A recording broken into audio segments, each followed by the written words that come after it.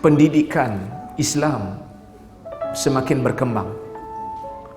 Ketika mana ramai golongan cerdik-cerdik pandai mula untuk belajar Islam, dan ketika mana masyarakat mula membuka mata untuk mengkaji dan menyelidik dan membandingkan pandangan-pandangan ilmuwan-ilmuwan agama, maka pada ketika itu juga kita dapati ada orang yang tidak begitu selesa dengan perkembangan ilmu. Ilmu ini sentiasa berkembang. Perbincangan ilmu ini tidak boleh disekat. Sebaran makin meluas. Tetapi apa yang kita lihat, kalau di dalam bidang sains dan teknologi, kalau dalam bidang ilmu ekonomi, dalam bidang ilmu-ilmu keduniaan, kita dapati perbincangan, perbahasan, perbezaan diuruskan dengan baik. Doktor beza pendapat dengan doktor, akan dikeluarkan hujah-hujah, akan dibahaskan pandangan dia dengan baik. Tetapi bila kita masuk dalam medan ilmu agama, kita lihat ramai golongan-golongan yang masyarakat panggil mereka sebagai ustaz, yang golongan panggil mereka sebagai tok guru, tetapi sebahagian daripada mereka seolah-olah tidak selesa dengan perkembangan ini. Sebahagian daripada mereka cuba untuk menutup mulut-mulut ilmuwan yang cuba untuk memandaikan masyarakat tentang ilmu agama. Ini yang menyedihkan. Maka saya namakan buku saya, Allah Melarang Membodohkan Akal. Kerana apa?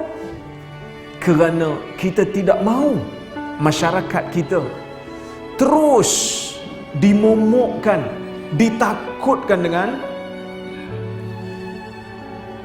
dengan sumber agama yang asli. Dilarang untuk bertanya, dilarang untuk berfikir. Ya, seperti mana Ustaz Khairi Anwar sebut tadi, kita ahli sunnah, kita bukan macam Mu'tazilah yang menggunakan akal 100% walaupun di ruang yang akal tak boleh masuk. Kita bukan macam tu. Kita tak gunakan akal dalam perkara-perkara yang ghaib. Dalam sifat-sifat Allah kita terima seperti mana yang disebut dalam Quran dan Sunnah. Tetapi dalam perkara yang akal boleh masuk, dalam perkara yang akal boleh fikir, kita akan gunakan akal.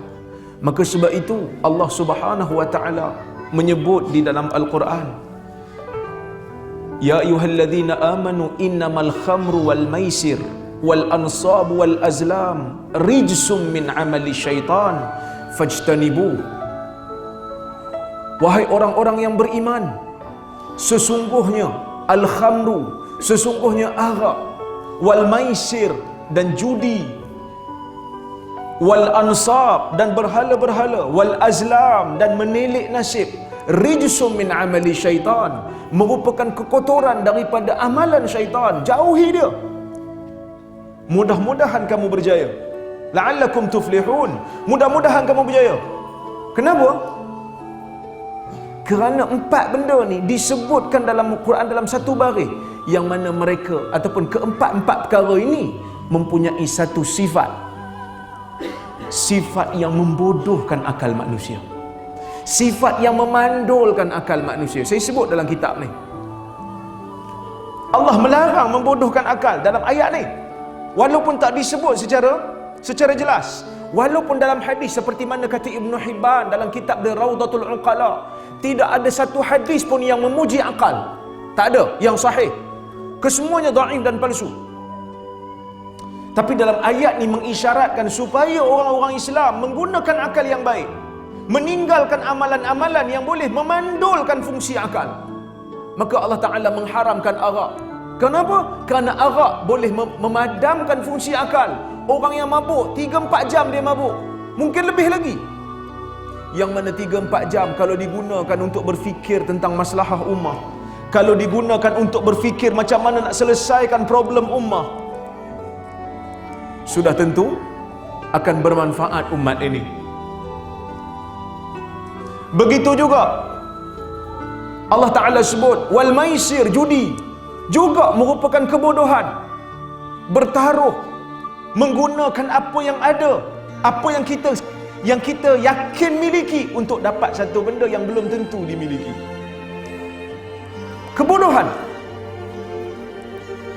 Wal ansab, dan berhala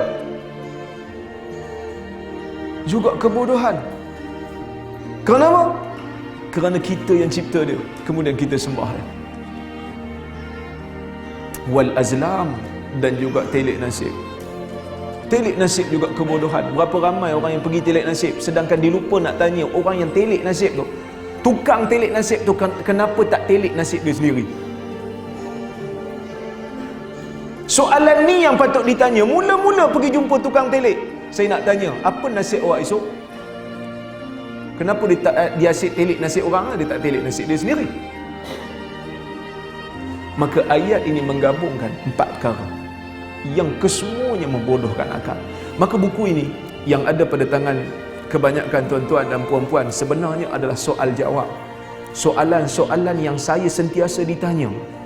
Saya pergi ceramah di banyak tempat, soalan-soalan inilah yang biasa ditanya, yang kita panggil sebagai FAQ lah, frequently asked question. Sentiasa ditanya oleh orang awam. Sebab itu fiqh banyak daripada yang lain, kerana soalan yang biasa ditanya adalah soalan fiqh, soalan fiqh, kerana ia bersifat praktikal. Jadi soalan-soalan ni sebahagiannya tuan-tuan mungkin pernah dengar, saya pernah sebut, tapi sebahagian yang lain mungkin tuan-tuan tak pernah dengar, saya sebut di kuliah yang lain. Maka ada yang mencadangkan supaya saya letak dalam satu buku, kerana mungkin kita boleh cari di YouTube, tapi YouTube ni kekal sampai bila? Maka saya abadikan, saya kekalkan soal jawab ini dalam bentuk buku, supaya masyarakat akan datang boleh membaca dan menilainya.